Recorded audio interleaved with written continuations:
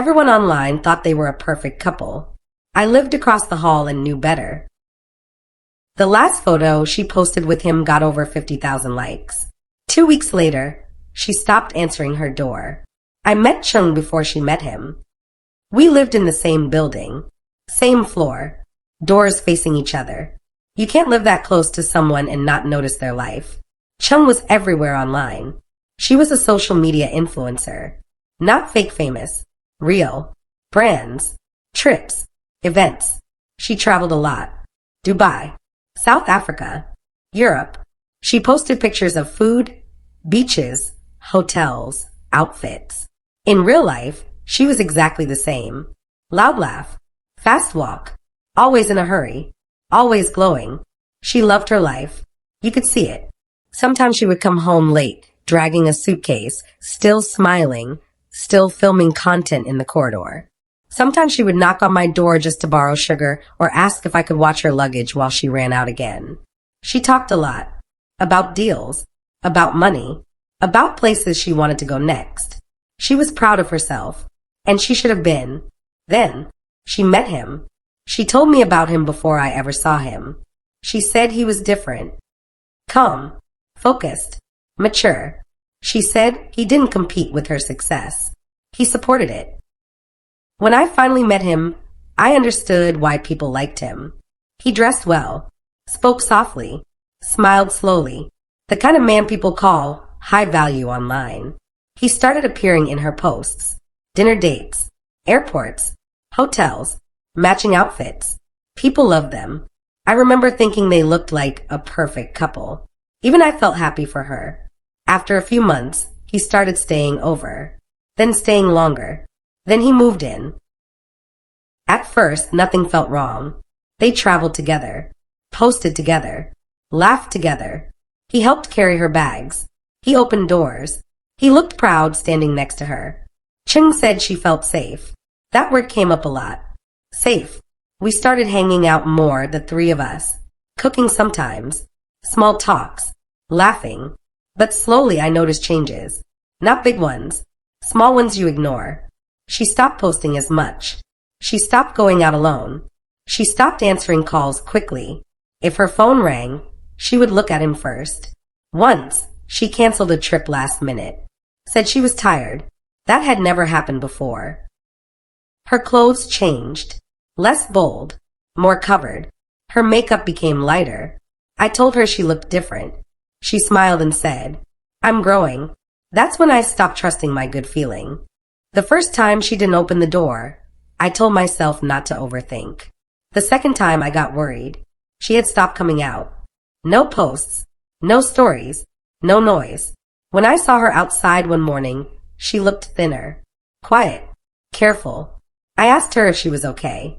She said yes too fast. After that, she avoided me. That's when I knew something was wrong.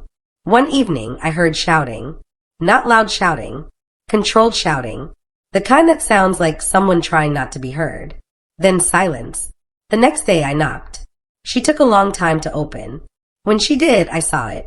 A bruise on her face, near her eye, covered badly with makeup.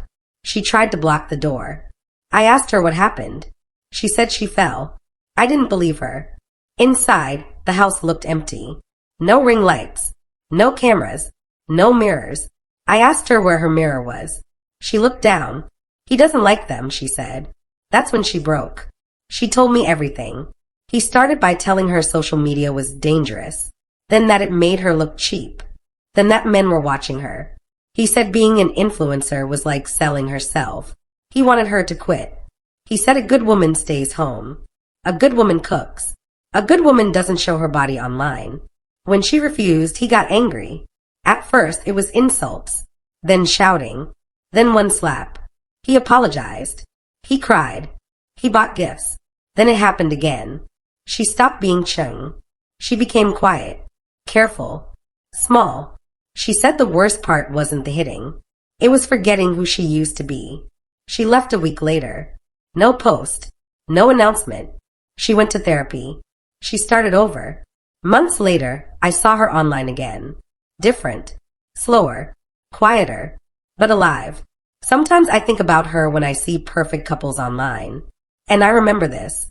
You don't always miss the person. Sometimes you miss the version of yourself that existed before someone taught you to disappear. After Chung left, the house stayed empty for a long time. The man didn't stay. He moved out quietly. No goodbyes. No explanation. One day his shoes were there. The next day they weren't. People online didn't notice anything right away.